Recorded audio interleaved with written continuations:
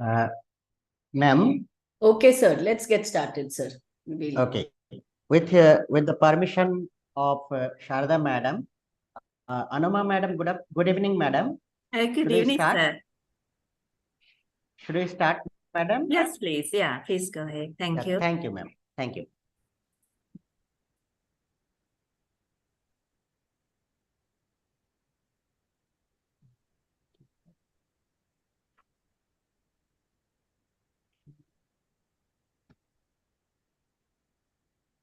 So left can I say? Okay. Uh,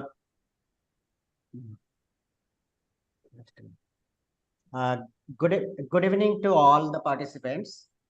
This is Dr. Shah Al Mamun Sarkar, Faculty of English Department, Faculty of English Literature, Department of English and other foreign languages, other Indian and foreign languages, VFSTR.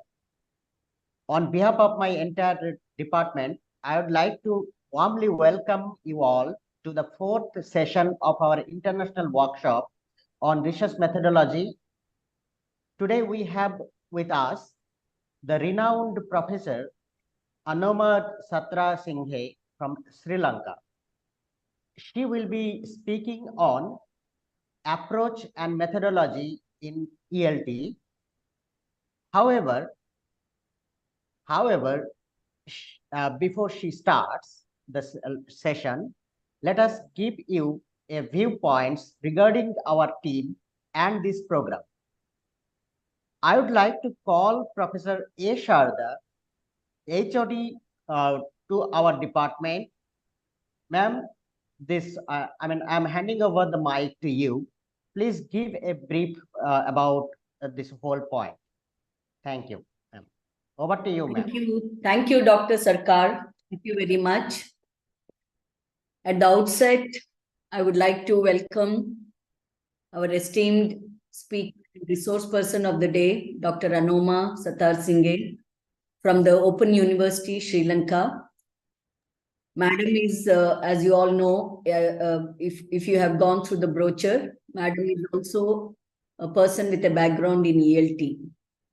So before we request our resource person to take over and conduct the session, I welcome all the participants of this workshop, both the internal participants, the research scholars of our department, as well as the scholars and faculty members who are participating from other institutions. It's an honor and it is a privilege for us to have Dr. Anoma with us today. And she will be speaking to us on the topic ELT, approach and methodology in ELT. So as I had already mentioned in the previous sessions also, this workshop was initially planned for the scholars, the budding researchers from our department, to keep them abreast of some of the current events of doing research in language studies, both ELT as well as literature. And it also aimed at providing a little insight into the various principles or tools, techniques that are deployed when we are doing research in language studies. So I would like to extend my heartfelt gratitude to Dr. Anoma for accepting so graciously our invitation, for willing to share her time and scholarship with us. And I'm sure that this session will be extremely insightful for all of you. And I'm so looking forward to listening to Madam. So without any further ado, I would like to hand over the session to Dr. Sarkar and request him to continue with the proceedings. Once again, a hearty welcome to Dr. Anoma for this session today. Thank you, ma'am. Thank you very much. Over to you, Sarkar, sir. Thank you, ma'am. Thank you, ma'am. So now I would like to call our research scholar, Krishna Beni, to give a brief summary of last session so that we can recapitulate the points that was discussed yesterday. So Krishna Beni, please unmute yourself and sir, am I audible, sir? Yes, yes. Krishnaveni, you are audible. Yes, sir. Thank you, sir. Thank you. Good evening, one and all. This is Krishnaveni, Research Scholar, Department of English, VFSTR. Welcoming the Day 4 session, I would like to extend my gratitude to the department and organizers of the workshop for making me part of this wonderful session. Without further ado, I'd like to summarize the session highlights from yesterday. We had Dr. V. Sudhakar, retired professor of IFLU, Hyderabad, delivered an insightful lecture on certain key concepts of psycholinguistics and how they impact the dynamics of the teaching learning process. To elaborate on the same, he reiterated certain basic theories of language and how most linguists look at it as a system of symbols. To explain further, he also undertook certain philosophies surrounding the construction of reality. The main thrust was on the theory of the cognitive language learning process, which he differentiated from behaviorism by foregrounding the metaphysical inquiries surrounding the domain. The theories generated by Jean Piaget and Noam Chomsky were also brought up. He also mentioned how these theories had revolutionized the way language and the language teaching were once understood. The session concluded with a question and answer round whereby renowned researchers from all over clarified their doubts surrounding the language learning environment. The autonomy of teachers and the negative effects of hyper-digitization were among the few points taken up in that round. With this, I conclude and give my sincere thanks to our HOD, Dr. Shada ma'am, Dr. Sarkar sir, Dr. Reema Chakravarti ma'am, and our chief guest, Anomi ma'am, and to all my professors and colleagues. Thank you so much. Over to you, sir.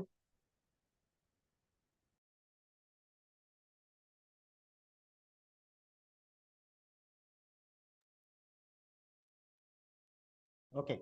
Thank you. Thank you, Krishnaveni.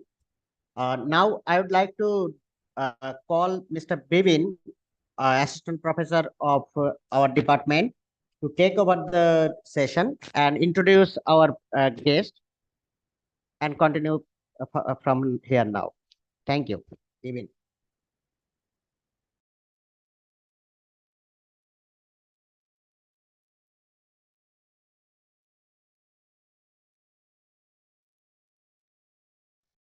Good evening, everyone. It's my pleasure to introduce our senior lecturer and HOD of English language teaching of the University of Sri Lanka. Dr. Anoma Satharasinghe completed her postgraduate degree from the University of Virginia. She completed her PhD and MPhil from English and Foreign Languages University.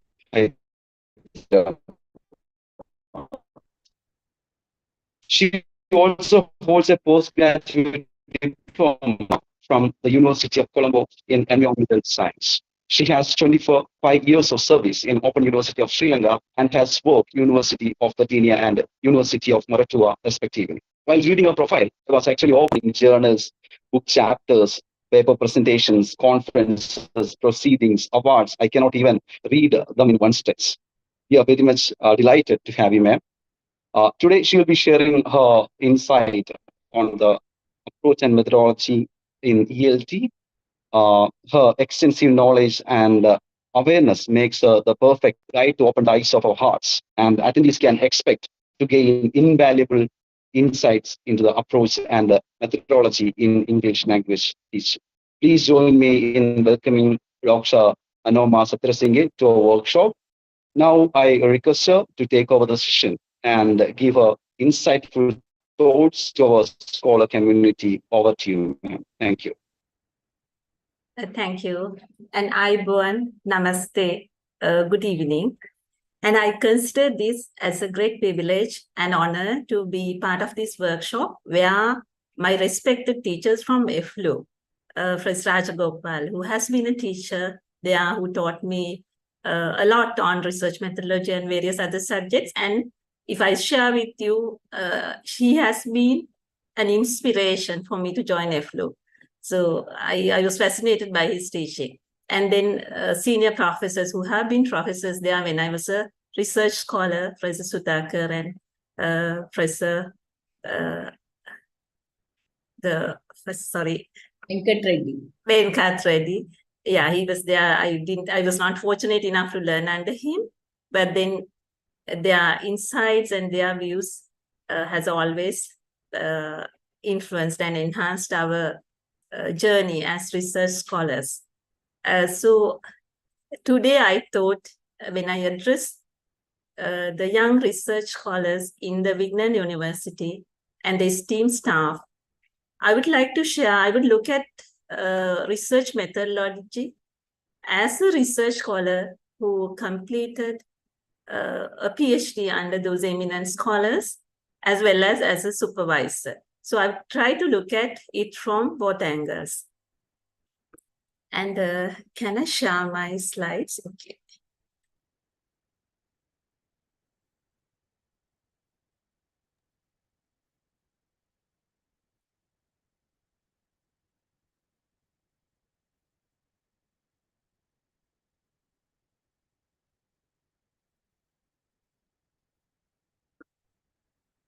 Okay, so, and I'm proud to represent my university, the Open University of Sri Lanka. And I would like to make it a more practically based, or a session which we look at more practical aspects. And one thing I have realized, maybe like when I was supervising my own students, and towards the latter part of my PhD, I realized we can get knowledge, we can get information, and it's abundantly available.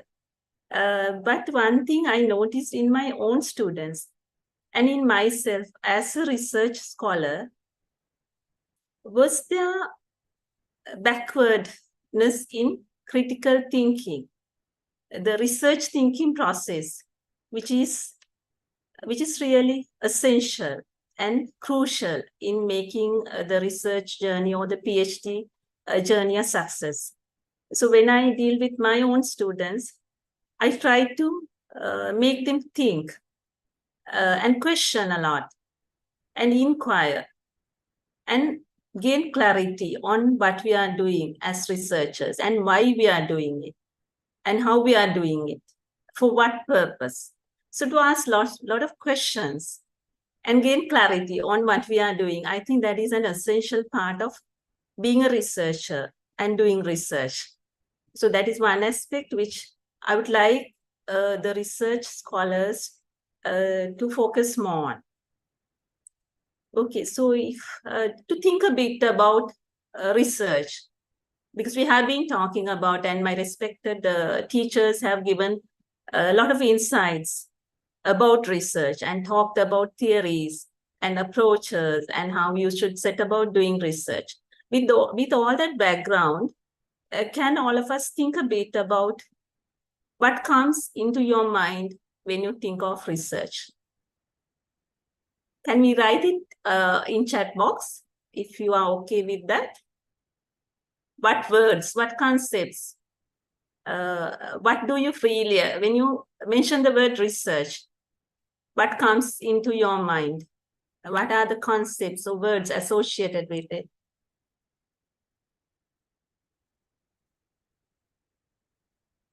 Or you can even speak and tell me.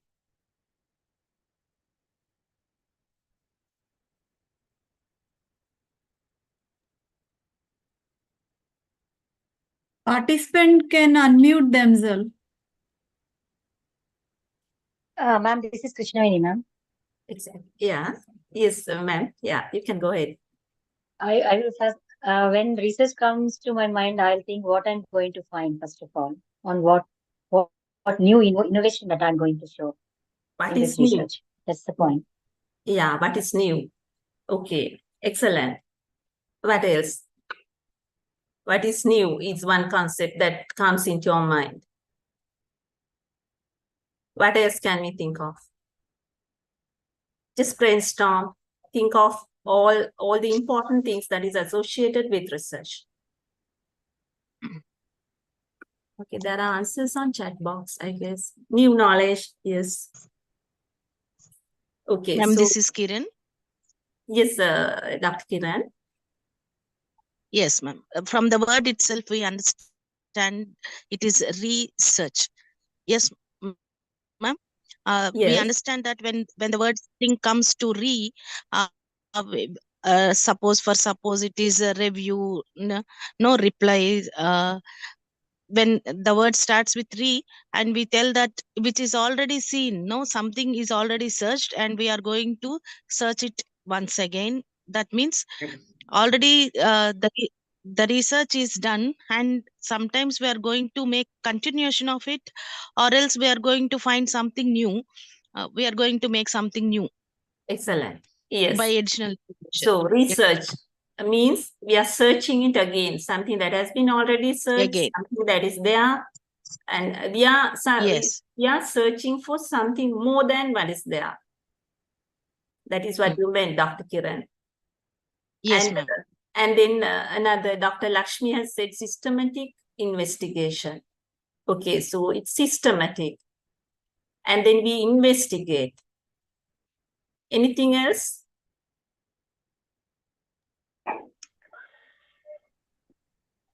Yes, ma'am.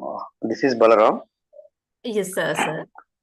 It is a sort of intellectual contribution to the existing knowledge, madam. Excellent. Intellectual contribution. Contribution to the existing knowledge.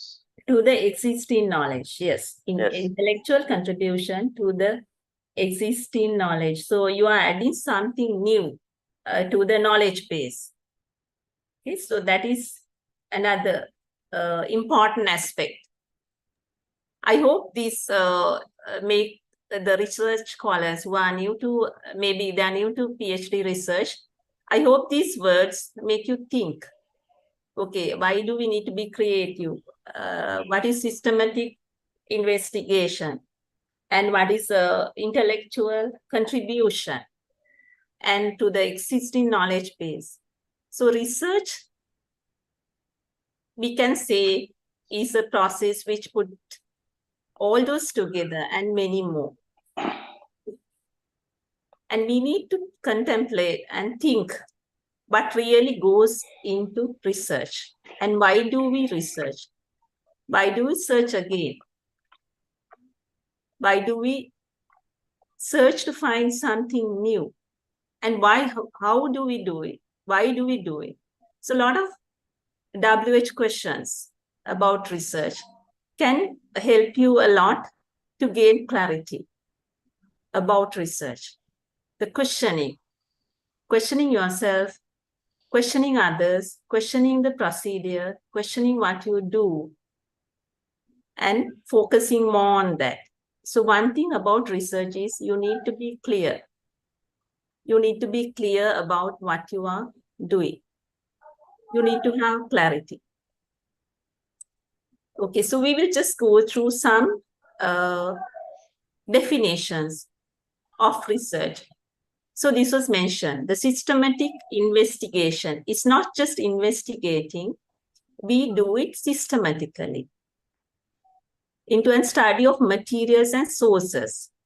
So this is another area that we, the answer didn't come from anyone, but study of materials and sources. So we search sources and study and read in order to establish facts. So we are trying to establish facts through our research, and we try to reach new conclusions.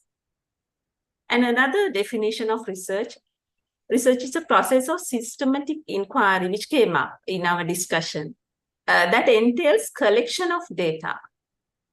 So we need to collect data and documentation of critical information. We need to document certain information which are critical to reach our end product or our target. Then an analysis, an interpretation. So we need to analyze and interpret of that data and information which we gathered in accordance with suitable methodologies. So we need to do it in accordance with suitable methodologies. The suitable methodologies set by specific professional fields and academic disciplines. So there are norms and conventions and the ways of doing things in different professional fields. So when you do research, you need to be familiar with that also and follow those norms and disciplines and the conventions in disciplines. So that is another aspect that we need to focus on when we do research. And then research is a process of seeking out answers. We seek out answers to a specific problem. So we mention a problem, and when there's a problem, we try to find answers.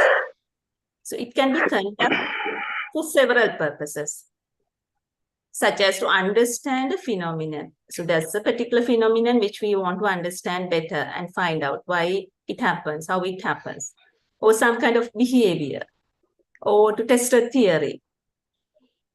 And research is conducted systematically, and it adds to a body of knowledge and supports many theories.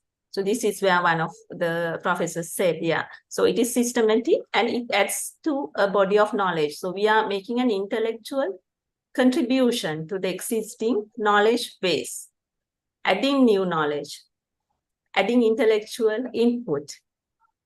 And another definition, investigation or experimentation, aimed at the discovery and interpretation of facts. So we experiment and investigate.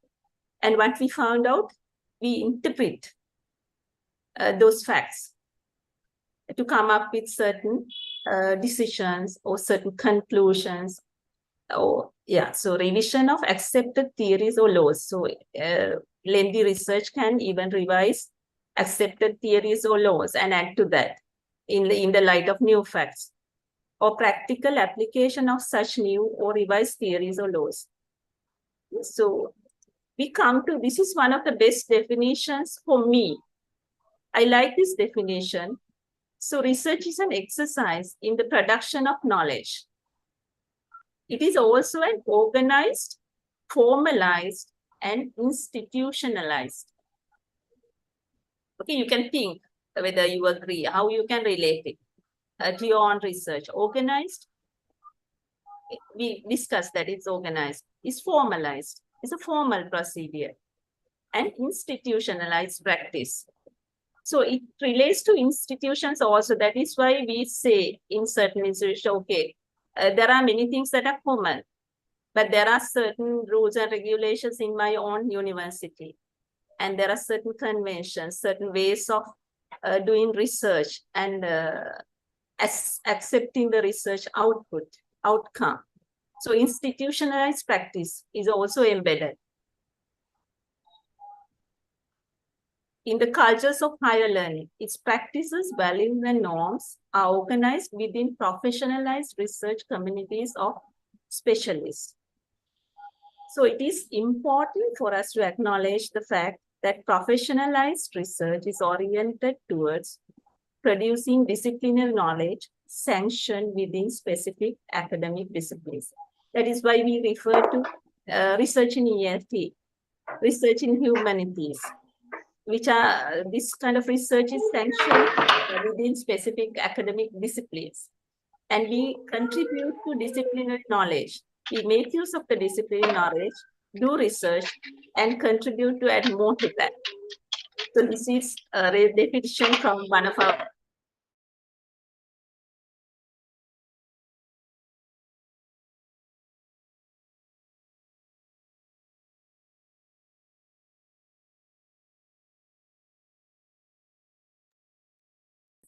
Yes. Now I think Madam is audible. Madam, please unmute yourself.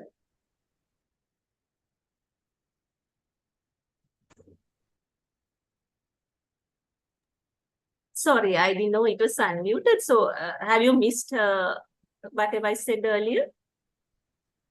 Just 2 to 3 sentences, ma'am. Yes, ma'am.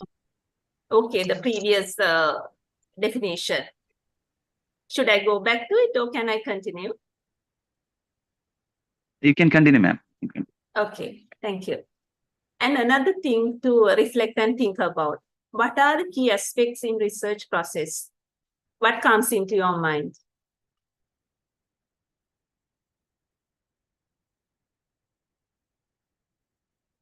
What comes into your mind? Research scholars who are here? What key aspects? When you say research, okay, we were discussing about certain terminology or concepts that comes into in our mind. But if you look at the larger process of the entire research methodology, what key areas you can think of? When you do research, what do you do first? Then what do you do? And ultimately, what do you do? Are there any particular key aspects in research? Whatever that comes into your mind. I'm identifying the topic, literature review. Okay, identifying the Research question formulation. Identifying the topic formation of research questions. Question. Yeah, so data collection. Right. Analyzing the data. Analyzing the data. And Review drawing of literature, conclusions. fine. Review of literature, excellent. Review of literature. Documentation of the data. Sorry, I couldn't get that. Documentation, ma'am. Documentation, excellent. Documentation. You write it or you collect information. Anything else? Yes. Ma'am, when you say that research process, when you say that it is a process, we think of the product too. So Okay. what could be the product also? We have an analyzation, what could be the product also. So in a way to say that when you are going for the research process, you'll be foreseeing what could be the product also.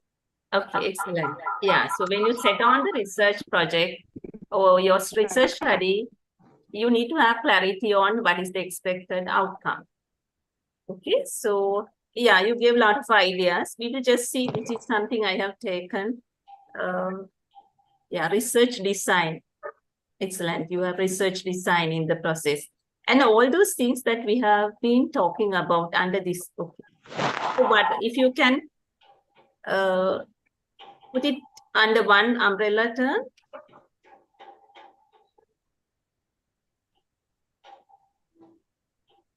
Can you think of an umbrella term to put all these answers in?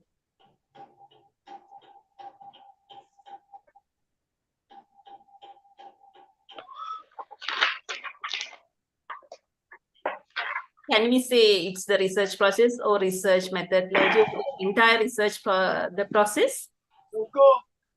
Can you say that? It's Yes. a systematic method. So analyzing the problem, formulating hypothesis, collecting the data, Exactly. analyzing the facts, reaching the conclusions, madam. Exactly. So all these come under the research process, the research study, doing research. All these things you do in the research process. We just go and see what I found out in this book. Okay, so 3 R's in research. Reading, researching, relaying. What does that make sense to you? What do you understand by this? Are those important things?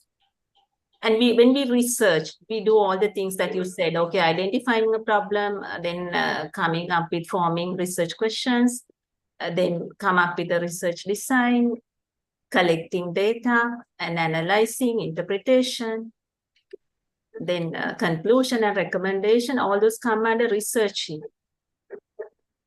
How can you relate to the other two? Relate to the existing literature? Reading, yes.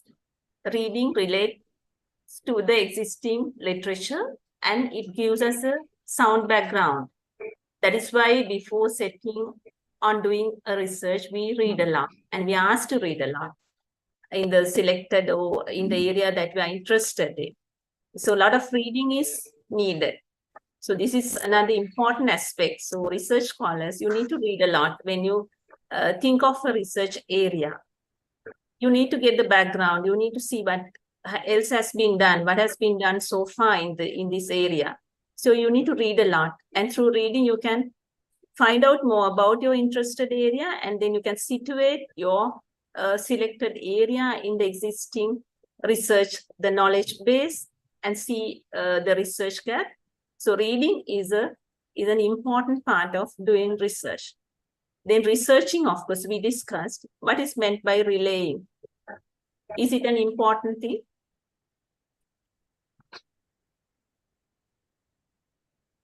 Yes, we do. Conveying the findings, right? Exactly. So you need to communicate what you have found out. Is that important?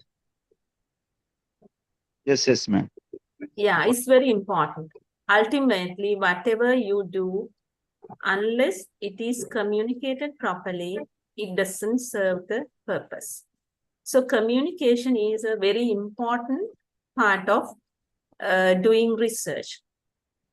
Okay, so I would like to, like as I go on with my session, I would like to come up with certain experiences and what other research scholars have told me and what I experienced with my students, which may give you some insights into correcting you. Because if I confess, certain things I learned more by doing right than doing wrong.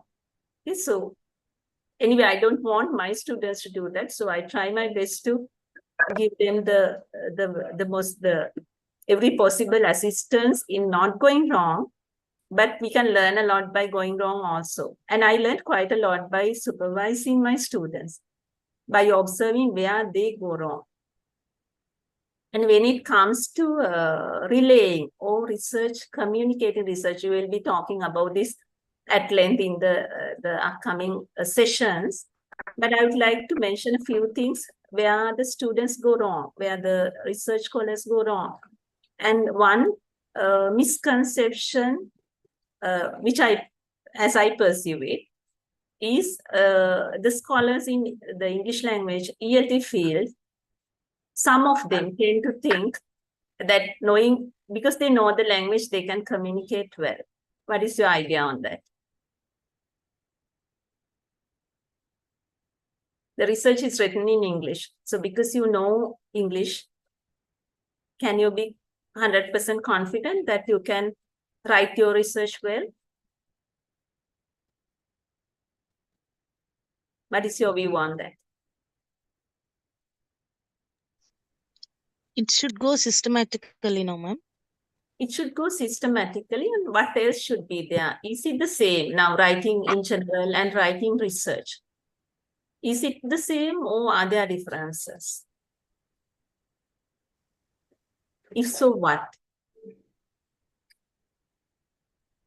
When you communicate, this is the most important aspect, because ultimately whatever you have done in your research, whatever data you gather, whatever interpretations you come up with, unless it is communicated well, unless it is communicated accurately, your research will be assessed on that.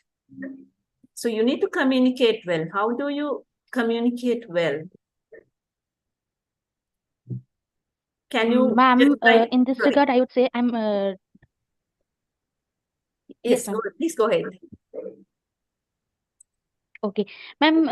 As like I would like to relate my experiences here, because when I was doing research, what I thought to be systematic often did not turn out to be as systematic, like equally systematic to the readers of my research.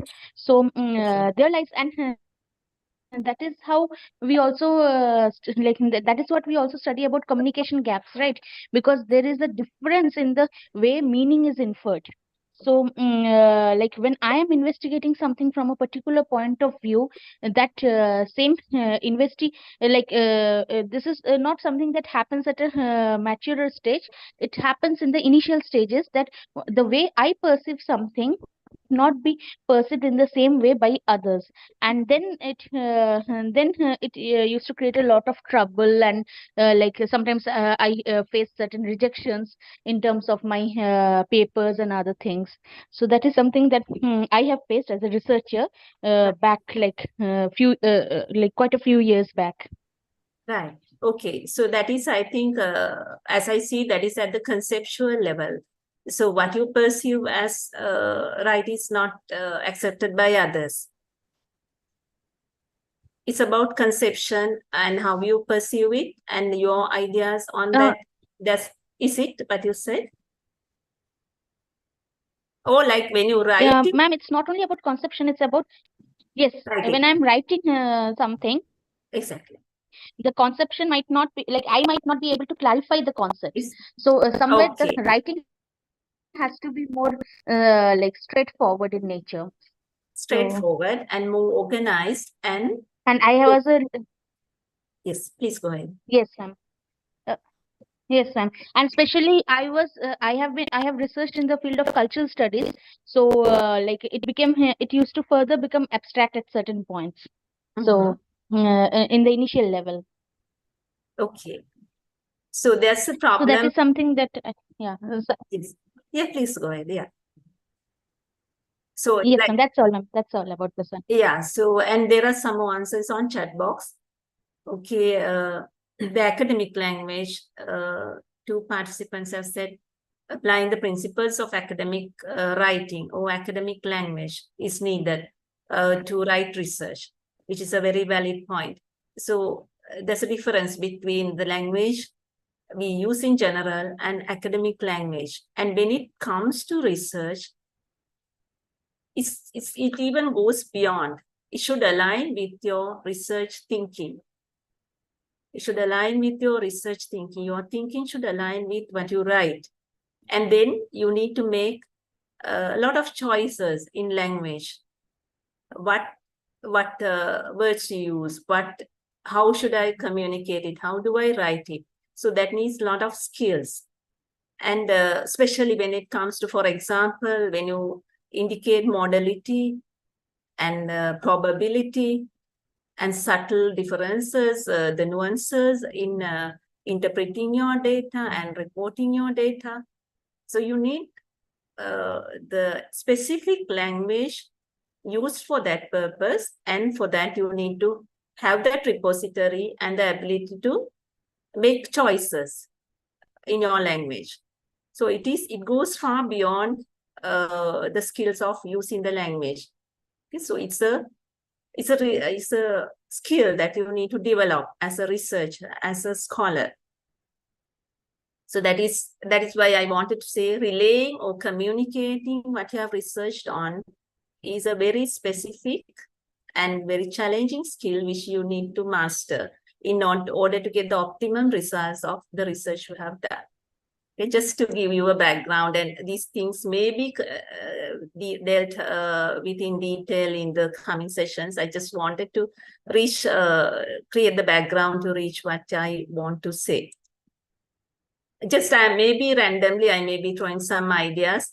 Ultimately, our intention is to learn. So whatever that will help you in research, we will try to discuss even those thoughts randomly. Okay, so what is expected of a research scholar? The research scholars, do you have a clear idea what is expected of you? To be very honest about it, at the beginning, I didn't have a very clear idea as a research scholar. But once I developed my study and when I came towards the end, okay, I gained some insights into that, but you need not be like that. So if you are well organized, if you plan well, you can do it from the very beginning. That is why planning is essential in research. So I know many scholars, sometimes they opt to do a research study or a PhD for the qualification. Okay, so it's good. Then you get your promotion. You get that 2 words in front of your name, which is very privileged, and it gives you a lot of opportunities. But is that all that is expected? What else is expected from a research scholar? Why do you really do research? Is it to get the qualification? Is it to get the promotion? Or what else? What is more important in that? So it is expected when a scholar produces knowledge through a research program, there is an expectation that this knowledge should enrich the existing understanding of issues under study. As we discussed earlier, it should add knowledge It should enrich the existing knowledge base. It should serve the society or the institution. And it should serve the research community by sharing your ideas. And then it should be, as we mentioned earlier, research-based knowledge should be new knowledge. It should make a fresh contribution. So those are key expectations from a research scholar.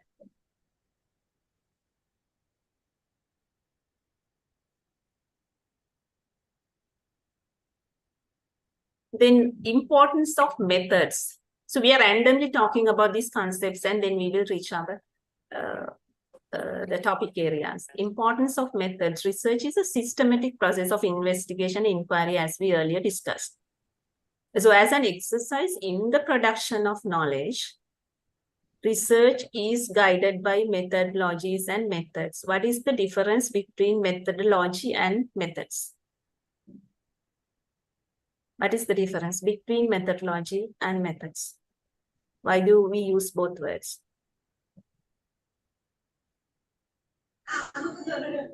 Any answers?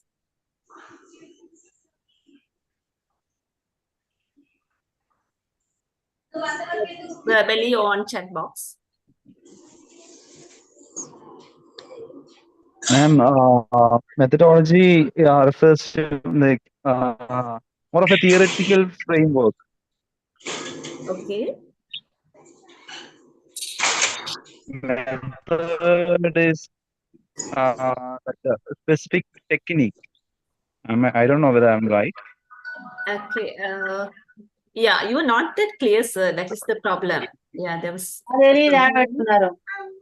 some disturbance. So I can get it Okay. very clearly. Sorry about that. Yeah. Rest of the people, please switch off, mute your mics. And I was talking like methodology is more of a theoretical framework. Like, can you hear me?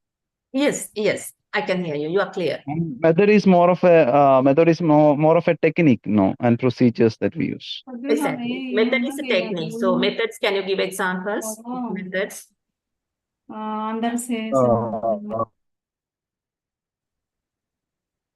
We use different methods to collect data. Methods like using questionnaires, using interviews. Surveys, the experiments. Yeah. Methods. So methodology includes all that. Our sample, our research design, our tools, and our data. It all that is included in the methodology. The methodology is the process we follow to get the desired results. So all that comes into that is included in methodology. Often the validity and acceptability of any research-based knowledge is assessed by the methods employed in the research process. So methodology section, or the methods you use as researchers, is an important part in assessing the validity or the validity of your research, or how accepted your research is. One thing, as I heard, what I heard from my supervisors and what we do in practice, the methodology section is one section where the supervisors pay a lot of attention to. Why is that? Can anyone say why? Okay, there are so many answers there, right?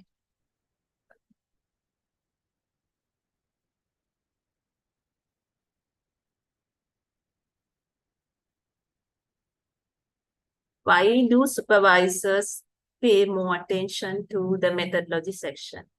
Why do we need to? So that is one reason, but we need to be very accurate in our methodology. What are the reasons for those two? Anything you guess?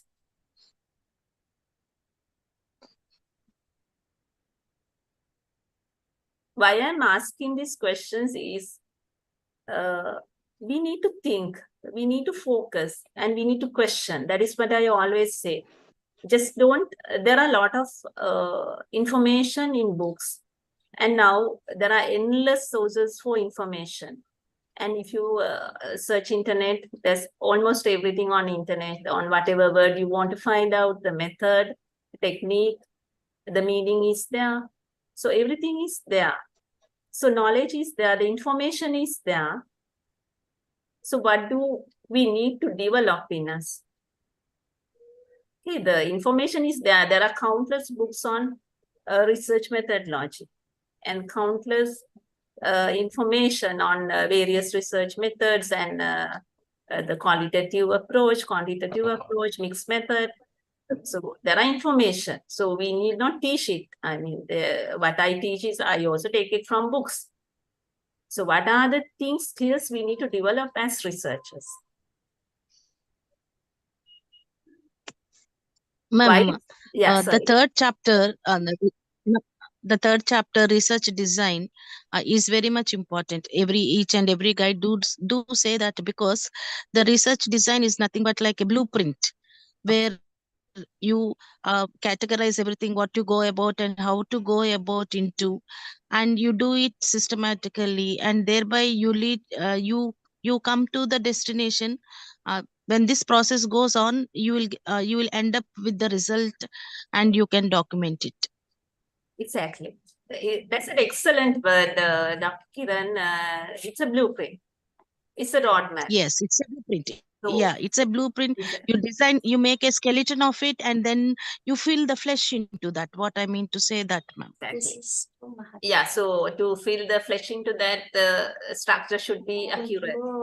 If it is distorted, if it is accurate, if it is loose, and if there are disconnections, then what you build on that will be faulty. That is why the supervisors pay a lot of attention to the methodology section and see what the researcher, the kind of methodology the research has followed, and how precise, how accurate the methodology is. And through that, they can predict, okay, the methodology is fine, is in place, is precise, so we can expect reliable results. And as research scholars, why we need to be very accurate in our methodologies, otherwise we will lose our way, and we won't know where we are heading. Okay, and I have heard of that, and I have faced it myself. And towards the end of our PhD, I have heard many scholars say, we have been groping in the dark and not knowing where we are heading. And this is a very common statement that I have heard towards the latter part of research, and even at the very outset. And we didn't know, many of us didn't know where we were heading and what we were doing. We didn't have much clarity on certain things. That is, but at this stage, now I know why that happened, because we didn't have clarity on our exact research, the scope, and we didn't have much clarity as researchers on what is our expected outcome, and then we need to have clarity on what path should be followed to reach that destination and to get that expected outcome. So if we have a clear structure, clear path, and a clear idea on this, then we won't go other ways. So anyway, in a research, it's accepted. Okay, in a PhD research, it's a long research, and it will take 3 to 4 years to complete roughly. So within that period, we started something, but then on our way, we find a lot of other things that need to be incorporated and a better ways of doing it. And because of that, we change our research in many different ways. But if we have a clear structure at the beginning, we know where we are changing and at what point we are changing, and then from there where we are heading. But if we don't have a clear plan at the beginning, then we just, it is like groping in the dark. We just do something, and from that to another thing. So we go on like that. That is why some people say we have been groping in the dark. And ultimately, when it comes to the end, we want to submit. So we try to connect all these things and come up with a product. And then I have heard scholars saying, okay, now we see the end of the light at the end of the tunnel. So we have been going through a tunnel, not knowing where we are going. And finally, sorry, am I not audible? You're audible, ma'am. It might be net problems. Okay, because sorry, one of the participants. Yeah, I saw, ma'am. It's his problem, I guess. Okay, so I can continue. Yeah, you can continue. Yes, thanks. Okay, that is why we need to have clarity. We need to have clarity. We need to have a proper plan. We need to have a proper structure and clearly demarcated boundaries in our research, especially with regard to our PhD research. So this has been the experience of many of us. That is why. But later on, I realized, okay, if we had planned better, if we had a very clear structure, or as Dr. Kiran said, a blueprint, very clearly laid out, then we know the limitations, we know which scope we need to address, and what are the boundaries of it, and what we need to do within those boundaries. So it's very less likely that we would go out of it. But if it is open, we just go on an open path, then it's very there's a high chance for us to deviate from it. That is why we need to have clear methodology, a clear blueprint, a clear research design at the outset. I hope the research scholars, there's something for you to think about it.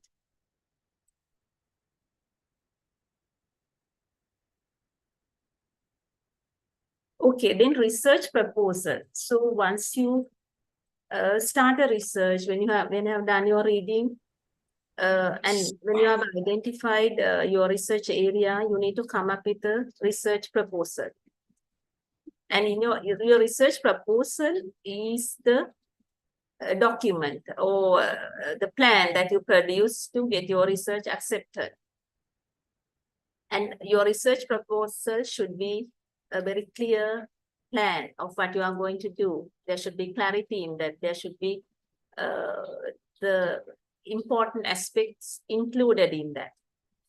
And you need to mention your problem to be investigated very clearly in your research proposal. And the knowledge framework within which the problem has been identified. Okay, so you have identified a problem, and then you have focused on a particular. So very often I tell my students, coming up with a research study and coming up with a proposal, it's like a story. Okay, so one leads to the other.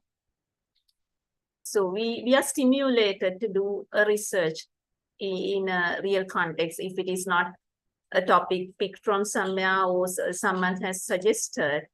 If it is our genuine intention and if it is our background and our own interest that leads us to research, we tend to see in a particular context, we tend to see a problem area or a problematic area or an area that needs inquiry into. So that is where our research problem is.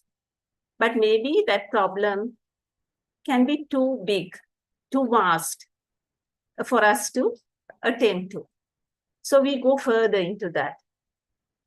We go further into that and see, okay, there are so many problems and it's very broad, but you can focus more and more in that. And then you find a specific area which you feel, okay, this area needs to be addressed for many reasons, okay, because it's important to address it, because addressing it can give some valuable results, and it is the area that you are interested in as well, and you feel that it is feasible, and it is within your time frame.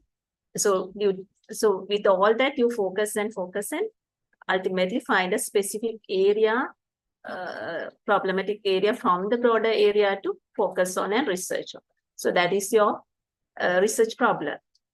And then when there's a problem or something to be inquired into, you have an intention. You have an intention. Okay, by addressing this problem, I need to reach this outcome. Okay, that is your. So that is a broader objective. That is your research aim or your research intention. So in order to address that problem and reach that outcome, you need to follow a certain procedure or certain process. So that is your research methodology. Okay, so your broader aim to achieve that, maybe you subdivide it into objectives,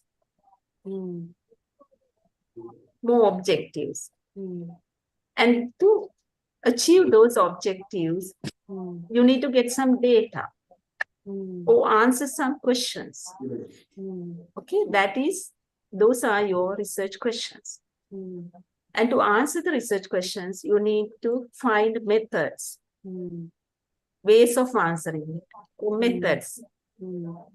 So you decide, okay, to answer this question, I need to give a questionnaire and conduct interviews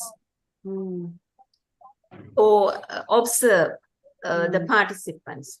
Or maybe you want to triangulate and you do all three. So you can triangulate your data.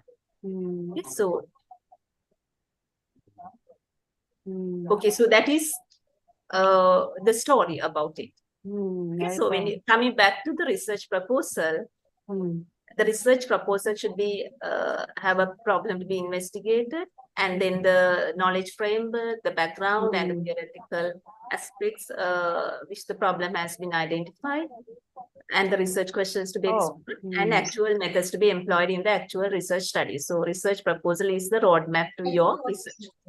Just to give a background of that. And final evaluation of your research. This is something else that I really want to draw your attention to. And final evaluation of your research, the validity of the knowledge produced is assessed in terms of quality of data. What is meant by quality of data? Quality of data.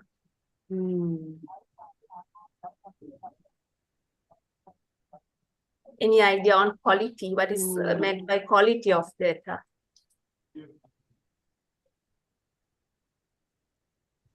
Madam, is it something genuinity of collecting the data, like?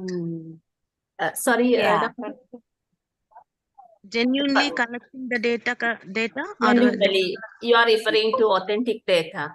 yeah, authentic data. Authenticity of data. Okay, that is also, it can contribute to quality of data, but quality of data refers to that the data you collect should serve your purpose.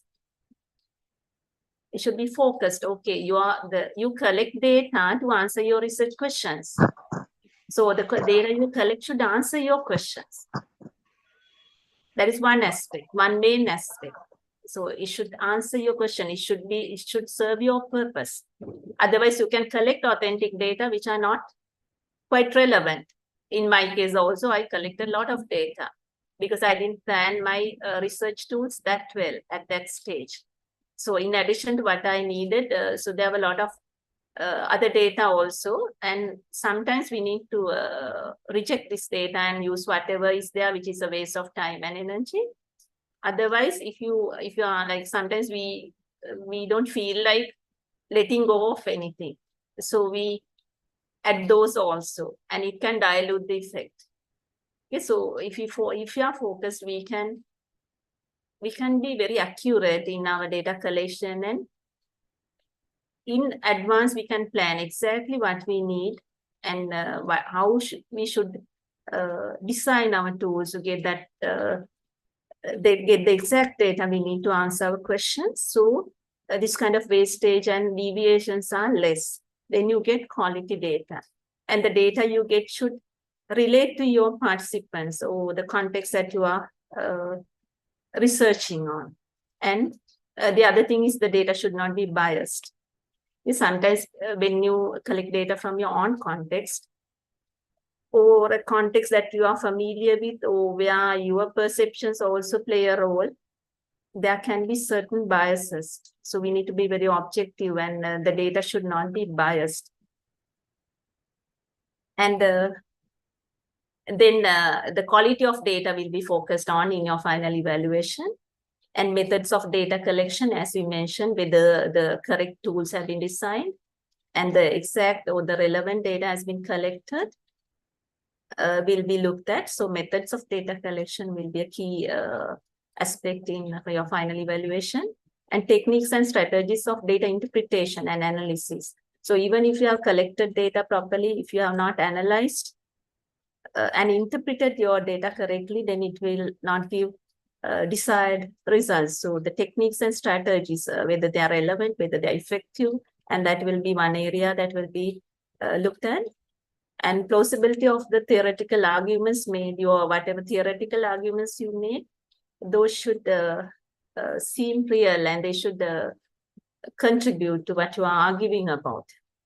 And quality and tenability of the conclusions made, you should be able to defend what you finally conclude. So those, if you have achieved those things effectively, it's very likely that your final dissertation will be assessed well, and you will get a good assessment or evaluation for that. So this is also some background things which I really want the research scholars to focus on from the very beginning. So if you have these ideas from the beginning, it is very easy for you to plan your research and keep the important points in mind, rather than facing it at a later stage, which sometimes may be a bit too late also. So all that put together, what I'm asking you is to be very well planned, have clarity of what you are doing, have a good plan, and have a good structure for your research. So it will be easier for you to plan and conduct it well, and even if there are deviations, to accommodate them well. I hope you could understand those points, and maybe you can think about it. So all those are not just to, this is not teaching, this is not imparting information. This is something for you to think about and reflect on. And research is about thinking, reflecting, modifying, and analyzing and evaluating. So those are the things that should go into research process. Research thinking, I reiterate, thinking is a key element in research. We need to think again and again and question it a lot. Okay, so some topics that we will be focusing, I'm expected to focus on in this workshop. So we will just go through it, and all this information is there. Okay, so there's nothing new here, and I didn't create this, so all those things are there, and anybody can access those things, but I will try to give you some guidelines and some resources so you can go further into that. Okay, research problem. This is a good research problem is a key to good research. Why do we say that?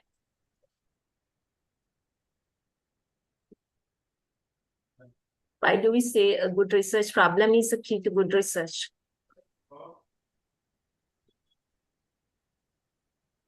Any clarification? Because that is the focal point. Everything starts from the research problem. If you don't get the research problem correctly, nothing that follows will be correct. Okay, so you can't build on a faulty foundation. So you need to identify your research problem well, and you need to focus on it well, and have a clear idea of your research area based on the research problem.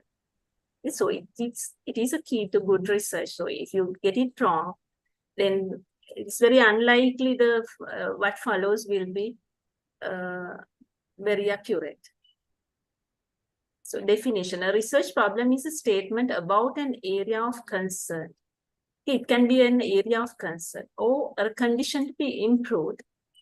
Okay, it's not just a problem. So you can see something which can be improved by researching that. A difficulty to be eliminated, maybe something that needs to be eliminated. So you need to research on that to see how it can be eliminated. So it will make the situation will be better.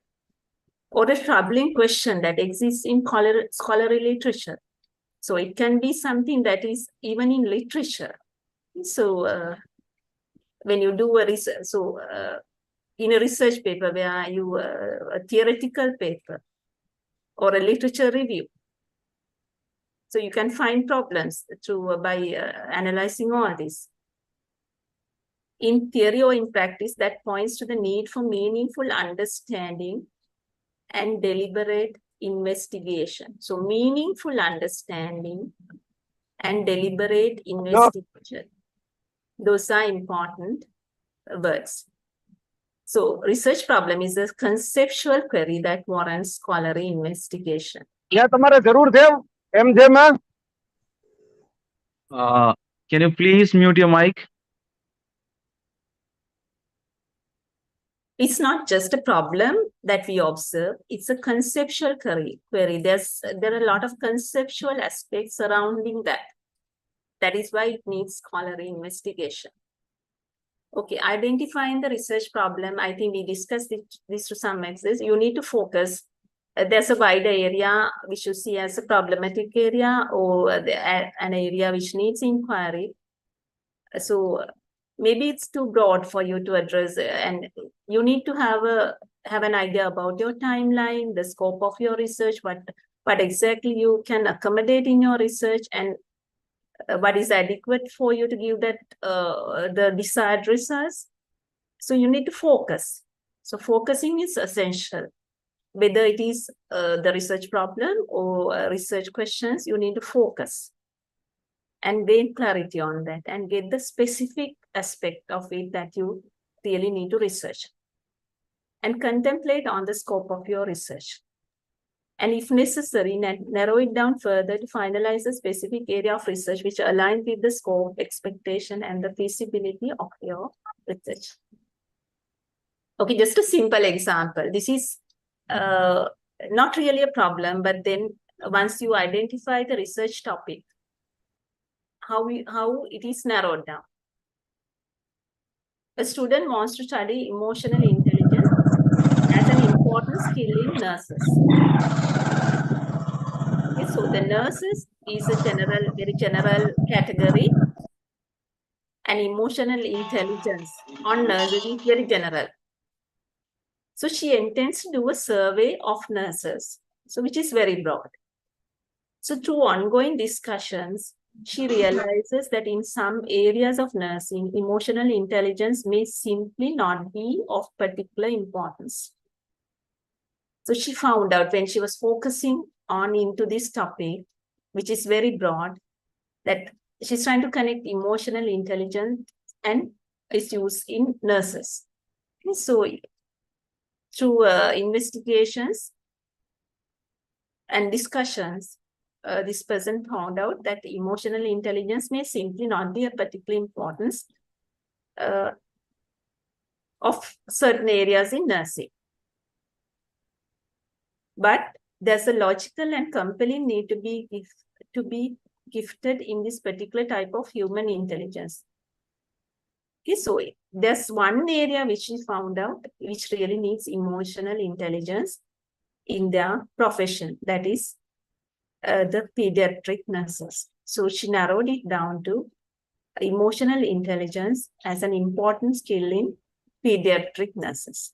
Okay, so it's narrowed down. So that is one simple example of narrowing the focus. And problem statement. Okay, once you identify the problem, you need to make a problem statement. So in the problem statement, you need to contextualize the problem in the background or in the context. What do we already know? Now you are going to investigate a certain problem which is embedded in a particular context. So you need to find out what do we already know. and give that background and situate the problem in the background. So in your problem statement, you need to contextualize and then describe the exact issue your research will address. What do we still need to know? Okay, the exact issue. Now there are a lot of things that is evident, that is found, that is visible, and a lot of information about the context, but we need to find out something more. What is it? What exactly we need to know? What do we still need to know? There are a lot of information about it, but we need to know something more than that. So you need to state that in your problem statement and show the relevance of the problem. Why do we need to know more about this? Okay, the rationale or the relevance or the significance.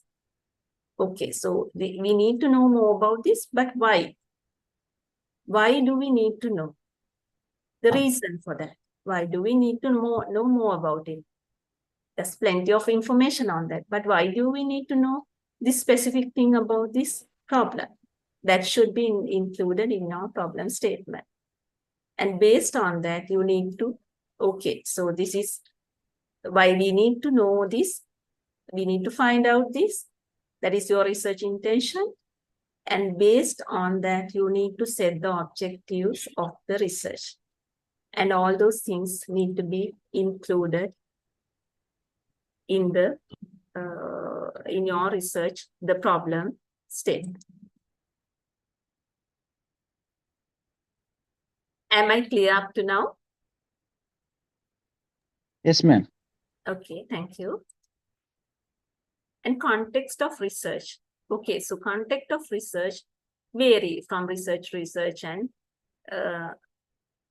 it is all very unique to your particular research. But in general, if we talk about context of research, it is the background information that provides a framework for understanding the research problem and its significance. Okay? So it provides a framework within which we situate the research problem, and we try to understand and we make others understand why there is significance in the context, why we see it as a problem and why we are focusing on that. It includes the description of setting, the research question, the objectives of the study, and the scope of the study. Okay, those things should be included in the context of research. And philosophy of research. Philosophy of research deals with the source, nature, and development of knowledge. Okay, in simple terms, a research philosophy is belief about the ways in which data about a phenomenon should be collected, analyzed, and used.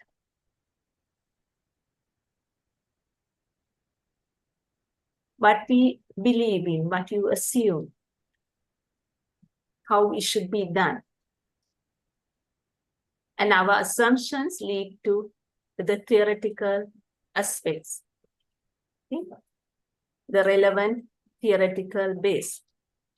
So that relates to philosophy of research. But all those things, when we have the idea of what it really means, it's a matter of relating it to our specific research area. So every research is unique, though there are many common things. We need to understand these things in relation to our own research project, our own research areas, our own research interests. That then it will make a very clear sense of what it really means. And this is something I really like. Sorry, I really wanted to take this diagram.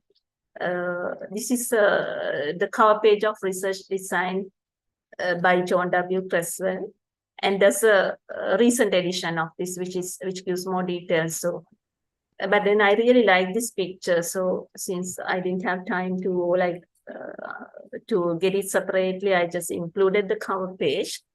What do you understand from this, the picture? Does it give any idea?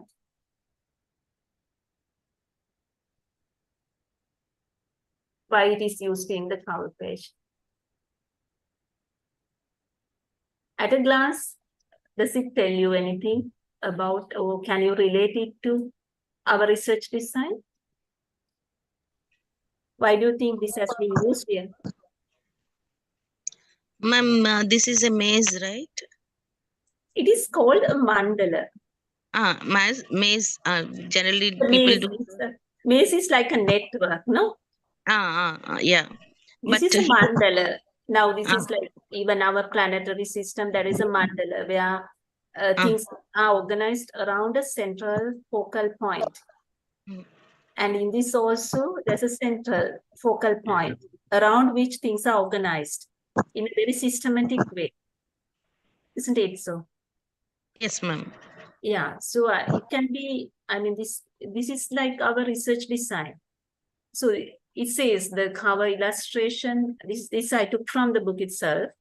The cover illustration depicts a mandala, okay, a mandala or a system, a Hindu or Buddhist symbol of the universe. So even the universe, it is centered around a focal point, and it surrounds that, and everything is organized in a certain pattern. So creation of a mandala, much like creation of a research design, requires looking from the vantage point of a framework. So the important key point, you need to look at it from the key point and organize everything around it. And a point of a framework, an overall design, as well focused attention on the details. So there's a focal point, and then you need to give focused attention on the details. So there are a lot of things that come together to form this system. So every detail is important. If one detail goes missing, there's a vacuum there, there's a gap there. So it will dilute the system, or it will make it weak. So attention to detail and precise positioning. So everything needs to be precisely positioned. So one thing, the things can't go to the wrong place, then it will not make the system. So our research design is also like that. The mandala also shows the interrelatedness of the parts of the whole. Okay, so even our research design, if you, when you come up with a research design and if you organize it graphically, you can see how everything is connected. Okay, so again, reflecting research design in which each element contributes to and influences the shape of a complete study. So this really struck me because this is the structure that, this can be the structure of your research design, and this can be the structure of our entire research, where we see the boundaries, where we see where everything comes in, where everything should be situated, and what should come in to make it one whole accurate framework. So if we have this overview at the very outset, then we have a lot of clarity about what we are constructing, what we are going to make out of it, and what should go into that, in what way, and how we should be organized to reach the final outcome. So it gives a lot of meaning to me, and I think it will give some thoughts to you as well, some stimulation to think about it and relate it. And when I go back to my study days, one thing I really missed was this overall view on the entire research project. Okay, we were following a sequence of events. Many of us, maybe there have been certain people who have been very organized and who have done it this way, but majority of the people I could see, they were following one thing to another. So it's kind of a sequence, a process, but we didn't see the overall structure, which is the entire research project. So I think this can give us some thought, reflection, and stimulation in organizing our research well. Okay, the time factor is there. Okay, use of theory. So theory theories serve different purposes in three approaches of inquiry. In quantitative research, they provide the proposed explanation for the relationship among the variables. And qualitative research, they may often serve as a lens for inquiry, or they may be generated during the study. And in mixed method studies, researchers employ them in many ways, including those associated with quantitative and qualitative approaches. Okay, so one theory can provide, I think these parts I may use of theory, why theory is used. I have taken more time. Should I skip it and go? Dr. Kiran? Yes, ma'am. You Yes, can ma'am. continue. No problem. You can continue. No problem. No problem. Okay. Continue, madam. Right. Okay, so use of theory.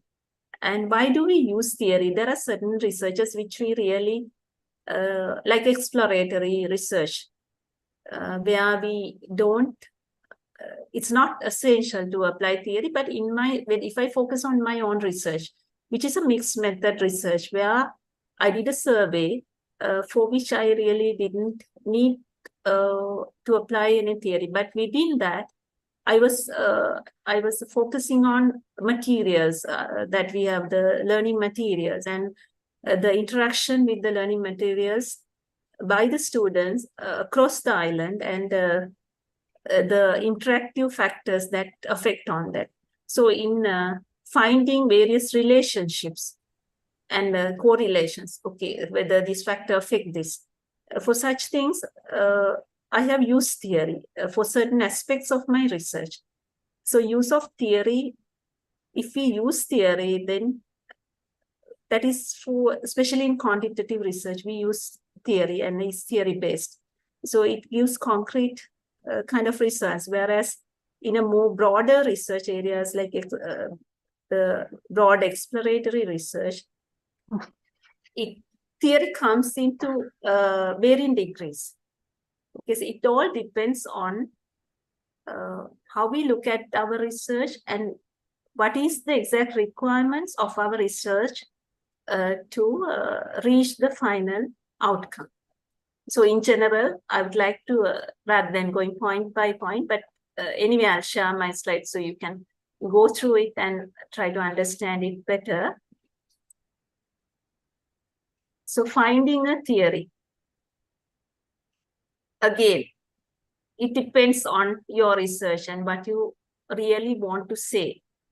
But one thing we can say is, without being substantiated by theory, data will be very scattered. So theory gives us support for us to make meaning out of our data.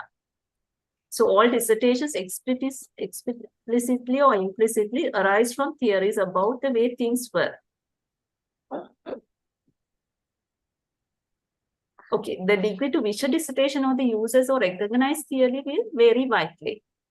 But if you are conscious of the areas that comes under our research and the theoretical aspects related to that, and if those are substantiated by those theories, it will produce more valid and solid results.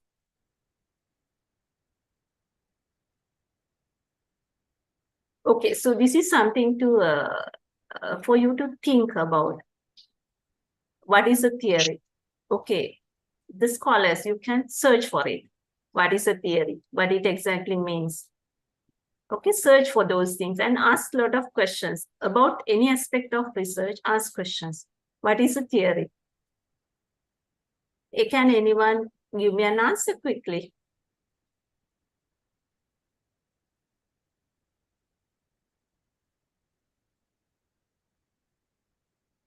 Okay, do I have to build my study using some kind of theory? What would be our answer?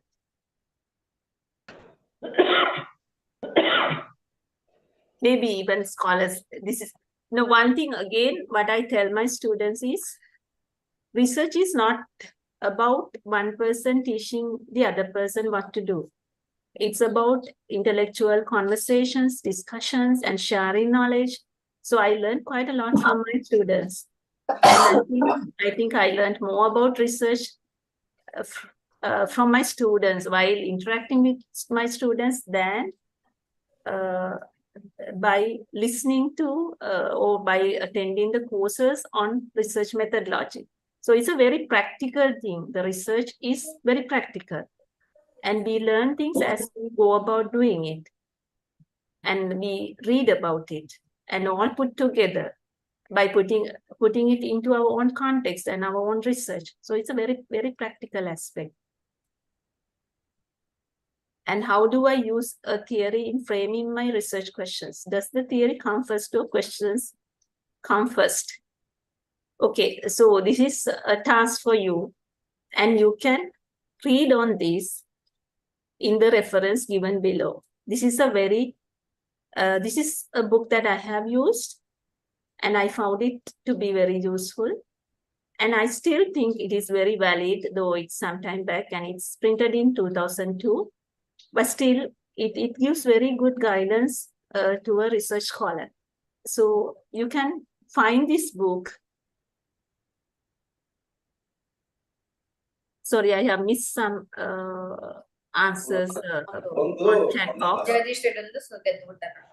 Right, so, okay, so to answer these questions, I would like all of you to look for this book, and it's not difficult to find it, and refer to these pages and try to find answers to these questions and understand theory with more clarity. So research approaches, research designs are plans and procedures for research that spans the steps from broad assumptions to detailed methods of data collection, analysis, and interpretation. So research approaches are plans and procedures. That is the key word there. So the overall decision on which approach should be used to a study topic is based on the above. Okay? So the overall decision on which approach should be used to a study,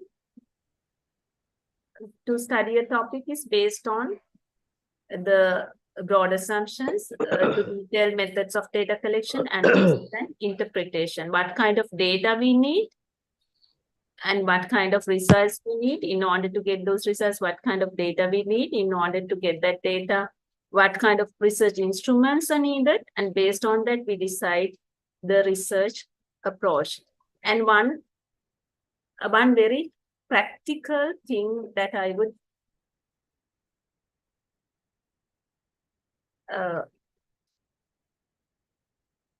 sorry, there's a spelling mistake there. The overall decision on which approach should be used is based on the above, and research approach is also based on the nature of the research problem or issues being addressed.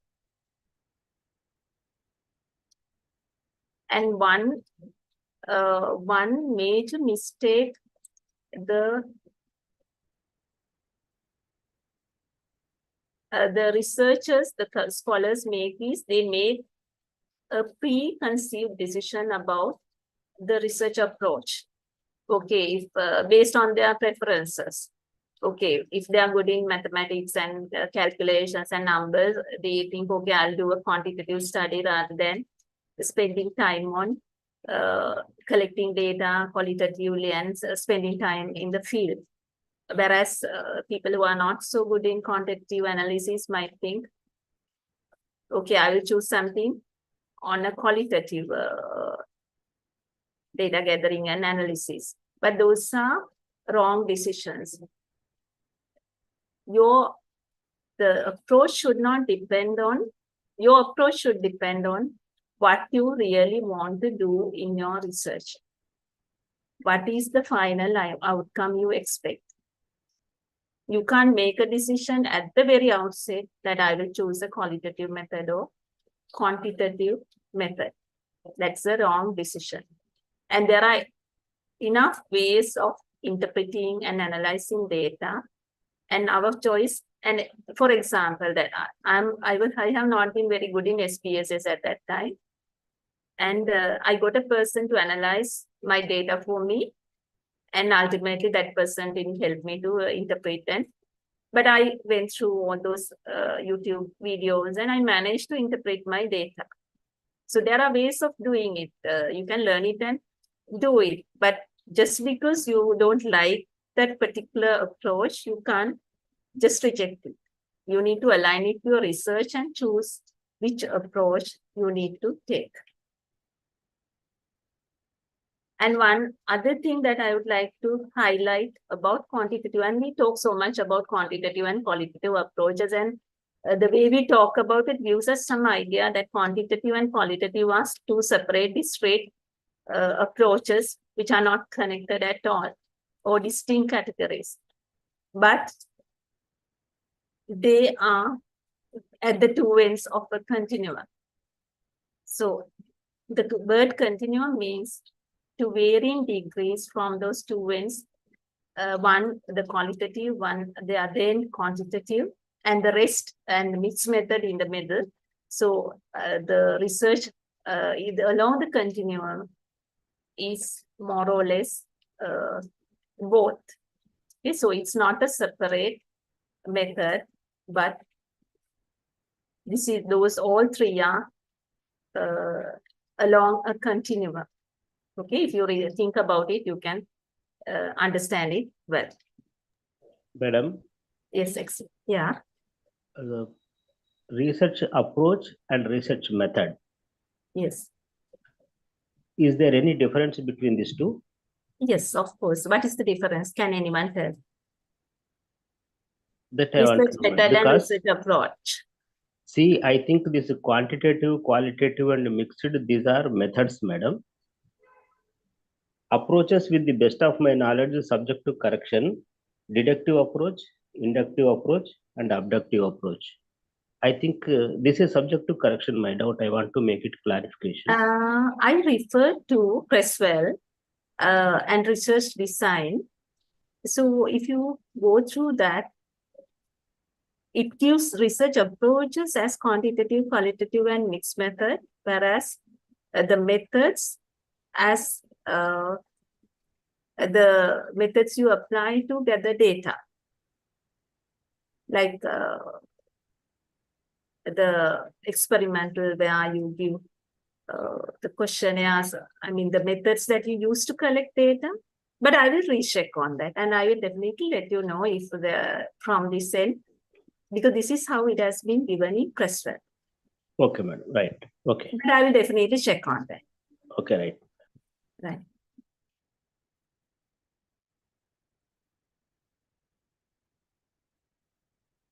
Maybe the way I understood, but I will definitely check.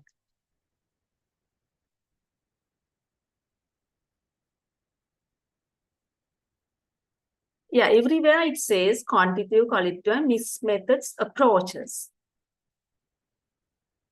So, but anyway, the deductive in those things also come in, but I didn't go into detail, but I will definitely check how it connects. And sir, can you give the reference, one of the references where this can be checked? Because the reference I referred to was Creswell, and there are 3 books written by Creswell. One is Research Design, and then Educational Research. And there's a recent edition by which all 3 I have given the references. Maybe if you can find it, we can have more clarity on that. Right. Okay, so quantitative, qualitative, and mixed method. So those things, of course, I have given the names, and you can go through this, and all those are given in books, so I need not explain. And because of the time factor also, sorry that I need to rush a bit.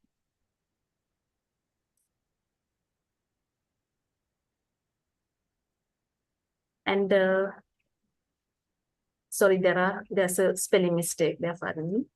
So research method is needed to provide a clear process that gives you guidance for the collecting and analyzing data. Okay, so research method is needed to provide a clear process that gives you guidance for collecting and analyzing data, and that promises to provide you with a certain level of confidence that the conclusions you reach are based on a reasonably objective process. So that is the key role of research method. So constructing the right processes to address your research question is a matter of great consequence. So you need to construct in the right process or processes to address your research question. That is why research method is so important, because finally it is the pathway for you to gather data to address your research questions. And your research, by answering your research questions, you are reaching the target of your the final destination of your research. Okay, so the method you choose should be more determined by the purpose of the study and the questions to be answered, and less determined by your taste for or aversion to a particular method. This is what I mentioned earlier. And guidelines for you to choose the correct method. By intentional or thoughtful about your choice of a research method, you need to be intentional and thoughtful. You should not just choose it. And make sure you have your research questions well formed before you decide the method, because the method is selected to answer your research questions. So if your research questions are not very focused, maybe your method may not serve the purpose. And seek help from others about the options you have for addressing your research questions. You can discuss, and research is about discussions, about getting views of the others. So you can seek help from others about the options you have for addressing your research questions. And consider at least 3 or 4 different design approaches and read about research methods. Okay? So getting that knowledge is crucial. And these things, purpose of research, those are very general things.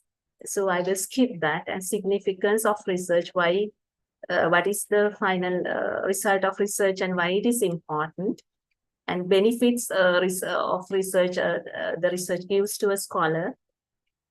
And then how to define objectives. I think this will be covered in your forthcoming sessions.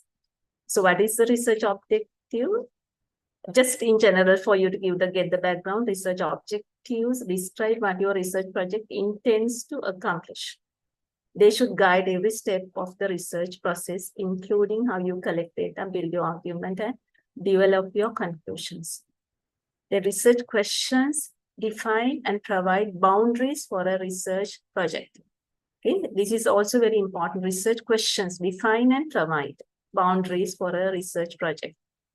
Need to focus conceptually and practically on the research questions.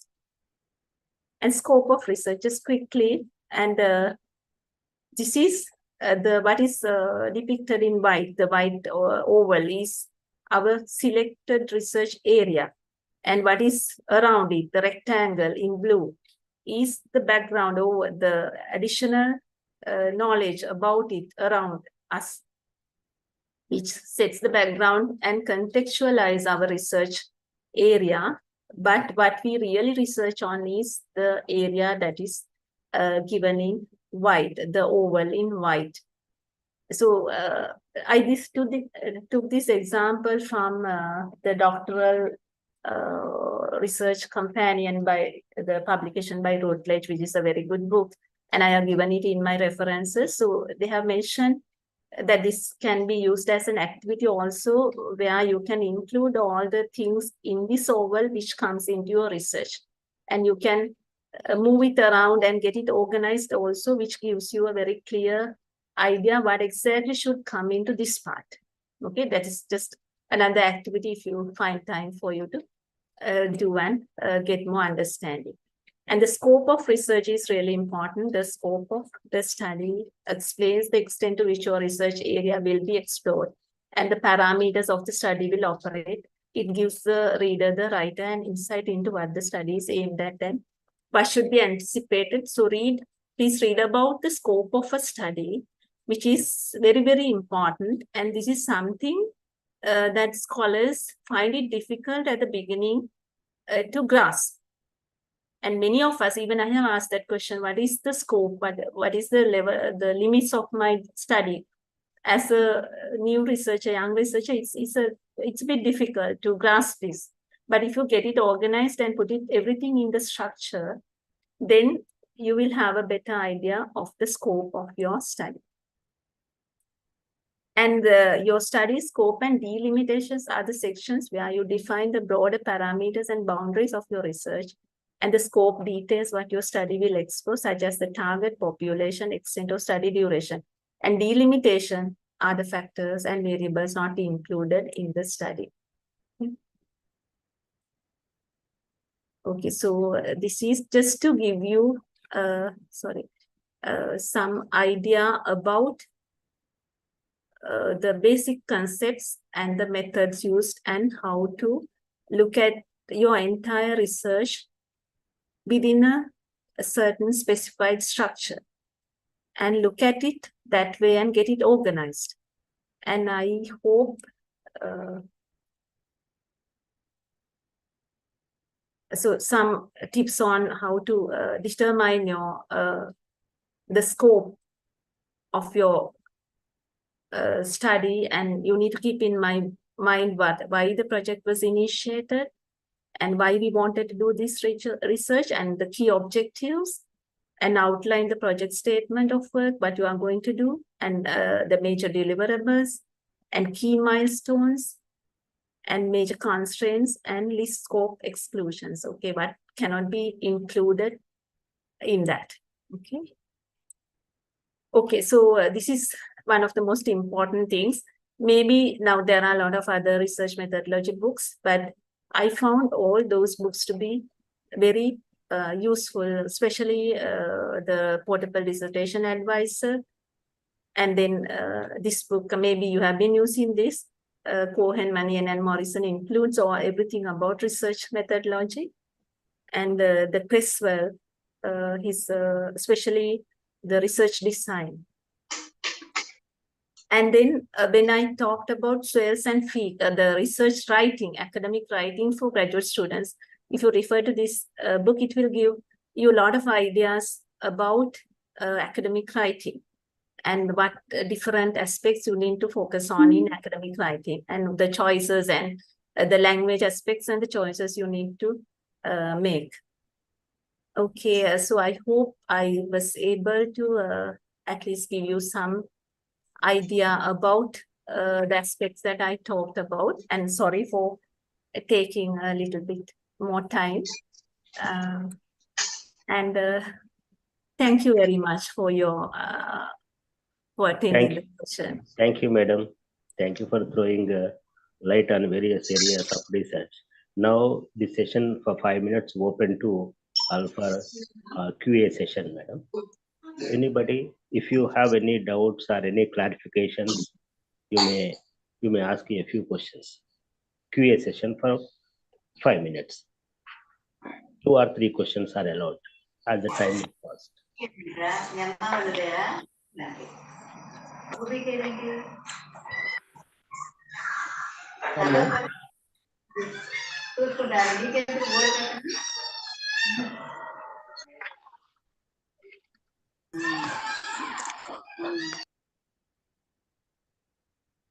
I think more than questioning, I think we have covered.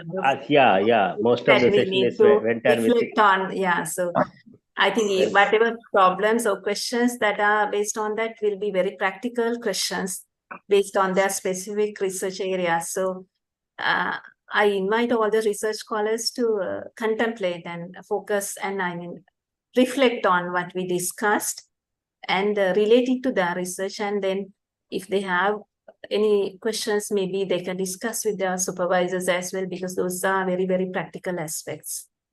But when it comes to knowledge, it's all there in the books and a lot of resources. Yeah, but still, if you have any questions, yeah. I would like. Continue. Continue, sir. While doing research introduce yourself, sir, first.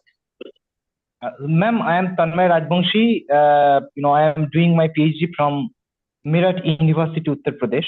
Yes. Ma'am, I have a question. While doing research, we have to make a background study. And for our research proposal, we have to write a literature review. Ma'am, how do I know that I have made a complete literature review? My literature review cannot go on forever.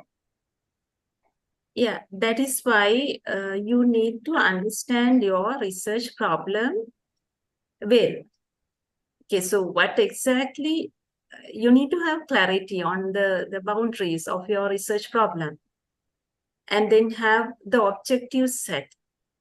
Okay, this is what I'm going to research on. This is the specific area I'm focusing on. Okay, so there may be a lot of things in your research problematic area, as I mentioned earlier. It goes on, I mean, it has a lot of background and which connects with something else.